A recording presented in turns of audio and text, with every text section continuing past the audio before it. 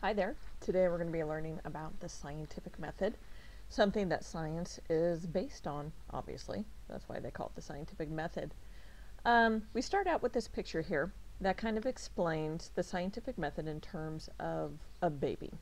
Babies are the first ones to use the scientific method because that's how they learn about the world around them and how they're supposed to interact with it.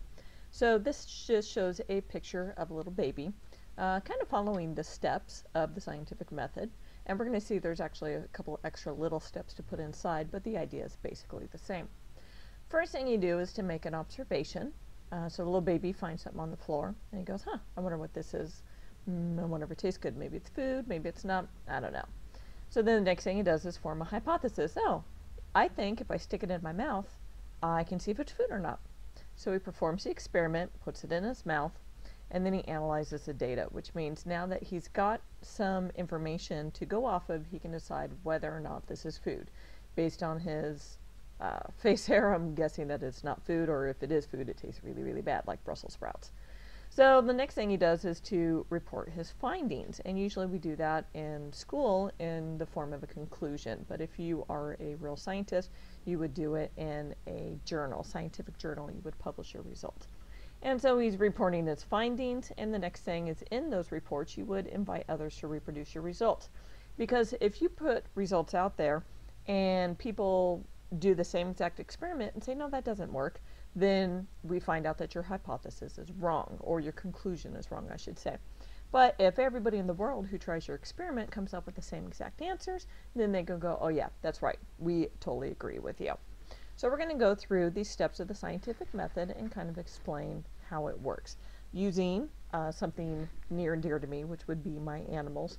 And I have a couple tortoises that walk around my backyard. And so this is not him, but it's the same kind of desert tortoise doing exactly what he likes, and that's eating dandelions. So I've got numbers over here that go through the steps of the scientific method, and then over here right below I have just an example. Now it's up to you if you want to write the examples down or maybe come up with one of your own that we can discuss tomorrow. But the steps are the main important thing here. The first thing you need to do in scientific method is to make an observation. Now, I'm not giving you textbook definitions here because I want you to be able to apply these things in all sorts of different speak, whether it's us talking, the textbook talking, or whatever. But I want you to be able to interpret that for the word observation, you're going to have 5-6 different definitions. So I want you to get the idea of what it is as opposed to just memorizing what a definition is. So the observation is something that you notice and have a question about.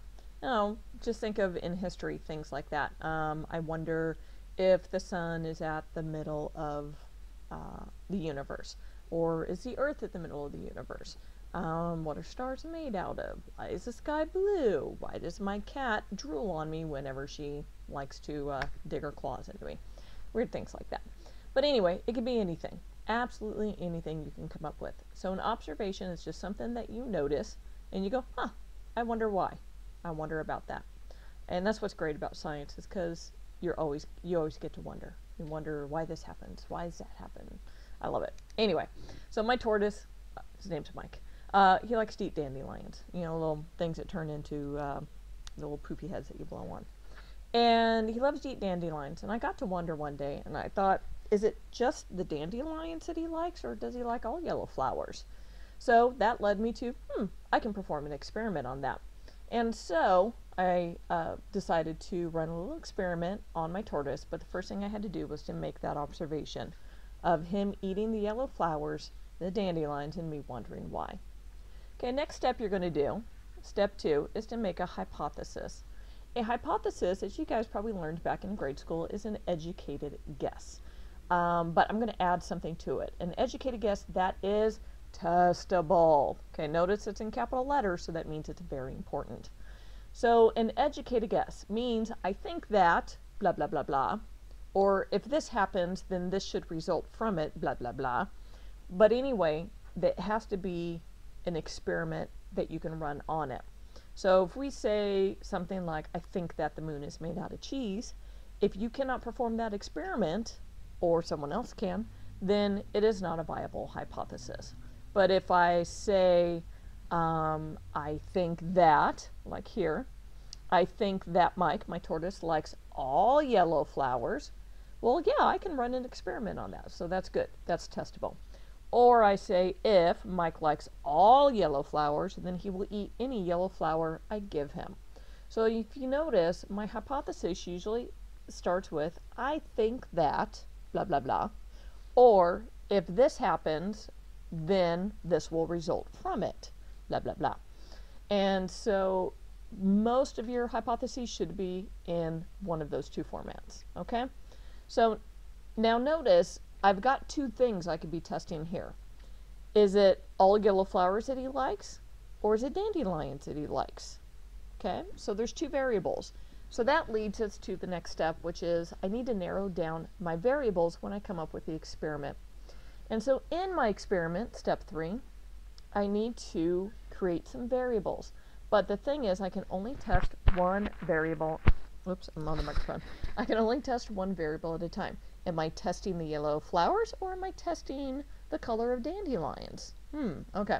So it sounds like I've got two experiments going on, but we're going to just stick with the yellow flower thing for now. Okay, so what you're going to notice is that my variables, they have lots of different names. Okay, we're only testing one variable, but there's lots of other types of variables. The first one is right here. We call that the manipulated or the independent variable. It comes in both versions, and your textbook will say one, worksheets will say another. So just notice that these are equal to each other. The manipulated variable, like it sounds, is the thing that you, as the experimenter, are manipulating. It's what you are changing. So in my little experiment with the tortoise, what am I changing? I'm changing the type of flower, though the color remains the same, right? So that is my manipulated variable. It is the thing that you, as the experimenter, are changing. You are manipulating. Or, just the thing that you are testing. This is your manipulated variable. This should only be one thing. That is so incredibly important. You need to narrow the variables down to one thing. You should only have one manipulated variable, because then you don't know what the result is caused by. If you're testing two things, like if I have a potted plant and I'm testing, adding fertilizer and putting it in the sun, giving it extra sun, and it grows really, really big. Well, what made it grow really big? Was it the extra fertilizer, or was it the extra amount of sunlight?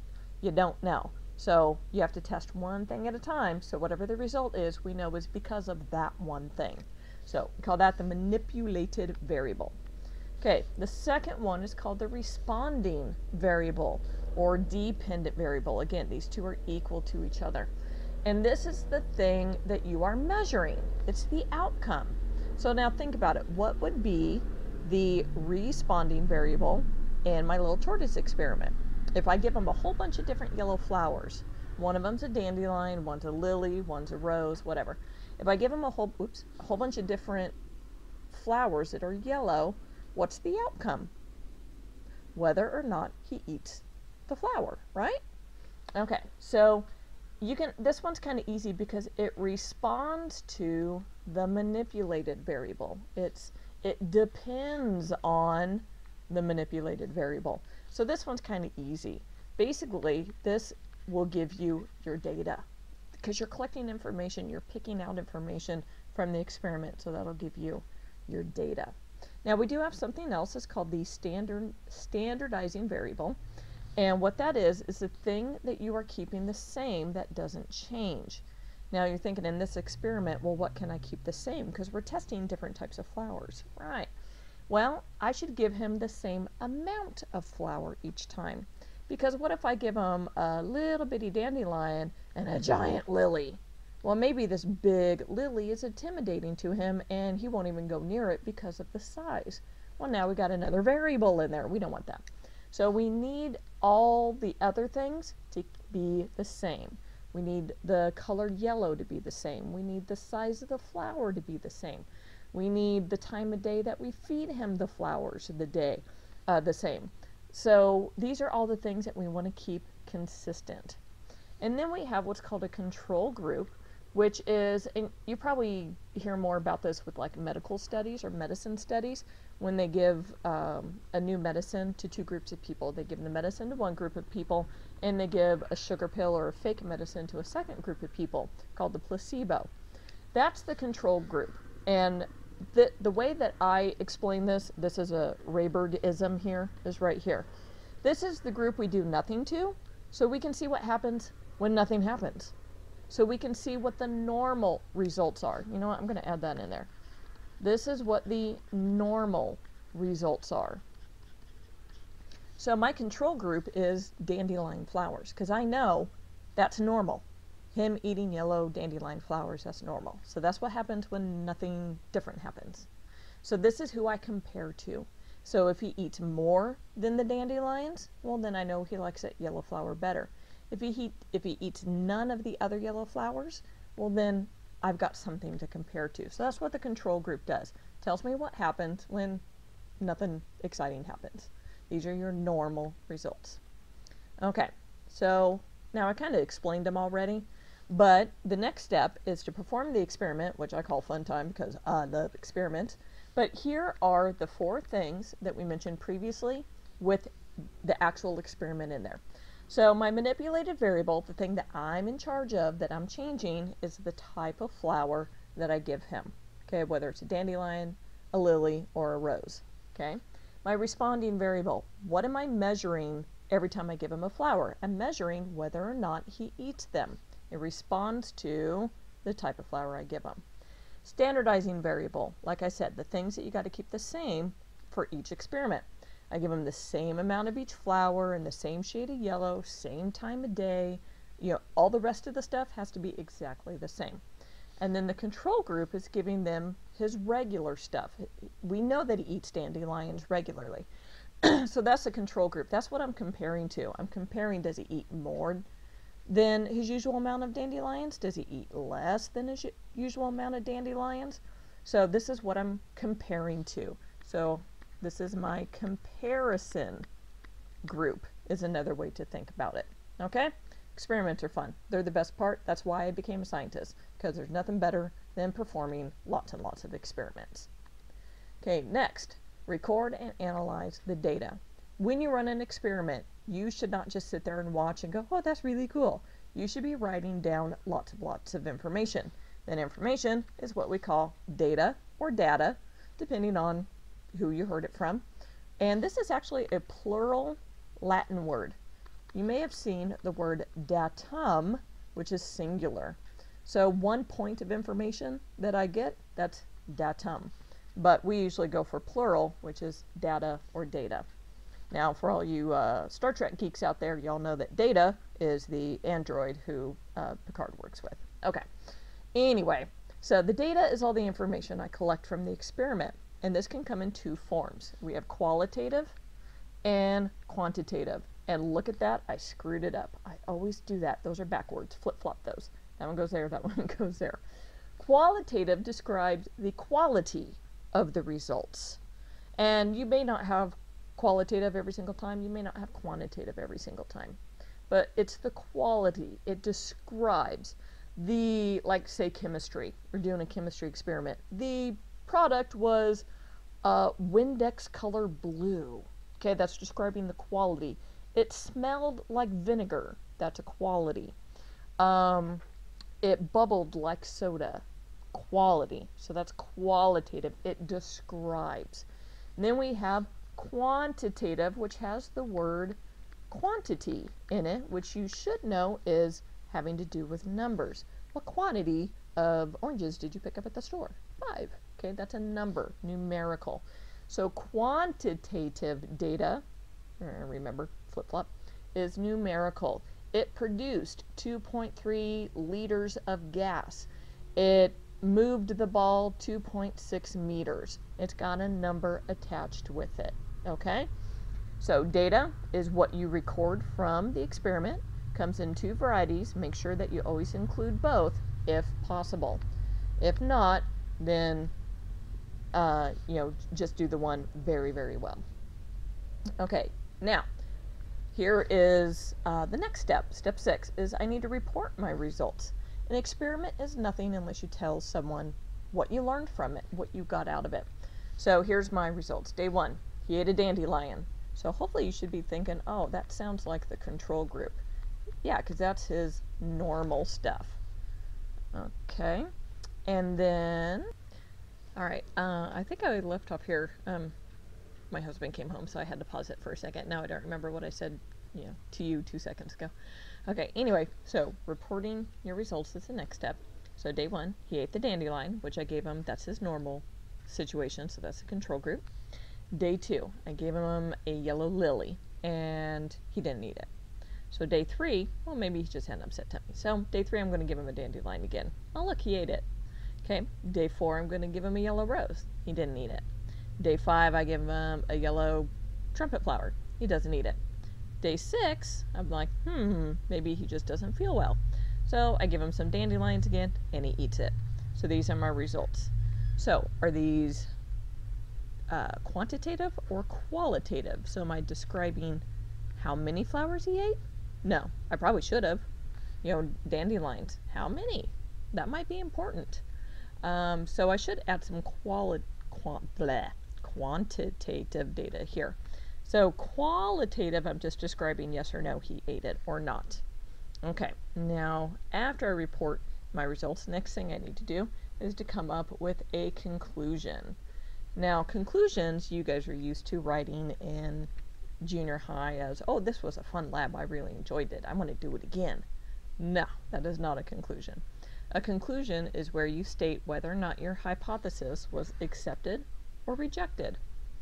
Okay, so what was my original hypothesis? I think that my tortoise will eat all yellow flowers. Okay, because it wasn't, will he eat yellow flowers or not, is I think that. And so you're stating this is the way it is. And so my hypothesis will either be accepted, yes, he did eat all of his yellow flowers, or rejected, no, he did not.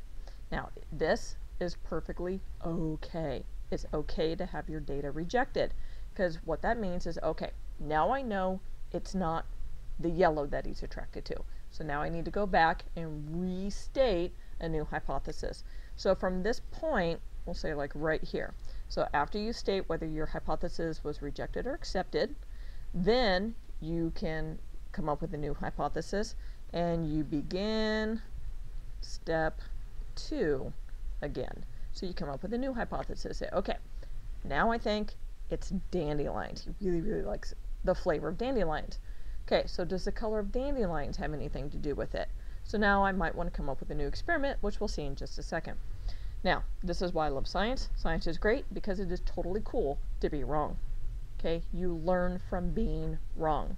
I know a lot of people say, but my data says that this should happen. Well, no, that's okay. It's okay if it doesn't, because now we know that that doesn't work. So, as my hero says, Adam Savage, failure is always an option. Except for when it comes to your test. That should not be an option. Okay, so it's okay to be wrong. That just means we need to go back and come up with a new experiment. So, there's step 8. Come up with a new hypothesis and perform a new experiment again. So basically you're doing steps 2 through 7 again. So what if the dandelions were a different color? So what is this? It's my new hypothesis. And then you just start all over again. So I got my new hypothesis.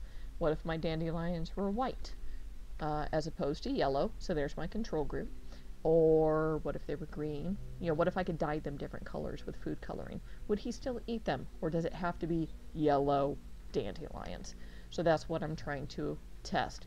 So I come up with a new hypothesis. Now, what if my hypothesis was accepted? Then what do I do next? Well, the next step is to publish your results and invite others to reproduce your results. So if all the tortoises in all the world only ate yellow dandelion flowers, then we can definitely say, okay, this is a tortoise thing. But if all the other tortoises in all the world ate yellow roses and yellow lilies and whatever, well then this is just my tortoise thing. And so we need to know if this is a worldwide thing or is it just this particular case in time. So we publish things like science, journals, Nature, there's tons of them out there. But you publish your results to a scientific journal. In this class, you'll publish to me, and then I peer review your data. So you're going to publish your results, Tell me what you came up with, whether you were right or wrong. And again, if you're wrong, it's okay. And then the last thing is to make a theory. Now, we at our level don't come up with theory. This is like major scientist stuff. A theory is a result that can be reproduced by any scientist, hi Cat, with consistent results that will result in the formation of a theory. Now this, right here to here, that's your definition of a theory. A well-tested explanation that unifies a broad range of observations. So, come up with some theories. So start with the theory of evolution, the theory of Big Bang Theory, the theory of plate tectonics. There's a whole bunch out there. Those are the main ones that you hear because you learn about them in school. So your theories mean that all scientists in the whole entire world, through the ages, everybody tried your experiment. They all came up with the same result. This is law. So like the speed of light, 3.0 times 10 to the 8th meters per second. Okay, that was an experiment. He publishes his results. Everybody in the world tried over and over again to disprove them. They couldn't. They all agreed. They go, oh, okay, you're right. Now, if a theory goes on for long enough that there's no way else it could be anything else, we call that a law. And that's more physics, law of physics, Newton's law, Coulomb's law. We'll just stick with theories and hypotheses and stuff like that. Okay, so what do you get to think about today? Okay, I want you to come up with a little experiment. And it could be darn near anything. Look around your house. Look at silly things. It could be your little brother or sister. It could be your pets, like I did. It could be anything you want. And I want you to, 1, I want you to come up with a question. Okay. 2, I want you to come up with a hypothesis using the I think that or if then. And then 3, I want you to tell me what all the variables are. So remember, there's 4 of them. So I want you to tell me the variable dependent will be this, the independent will be this, the standardizing will be this, okay? And then tomorrow what we'll do is we'll take a look at all of these and then discuss and see how we can tweak them, okay, to come up with a good experiment. Because you guys are going to be, I'm going to give you a whole bunch of different experiments to play with, and I want you to be able to do these steps with minimal help from me. Okay, I want you to be able to come up with a question, come up with a hypothesis, come up with the variables, and then perform an experiment all by yourself. Okay, so I just want to make sure you guys are good at doing this part first, because the rest is easy. Okay, so tomorrow I want to see question, hypothesis, and variables. Okay, so thank you guys for listening, and write down questions. If you have any questions for me, we'll discuss tomorrow. All right, thank you very much. Figure out how to pause this, and all done. See you guys tomorrow.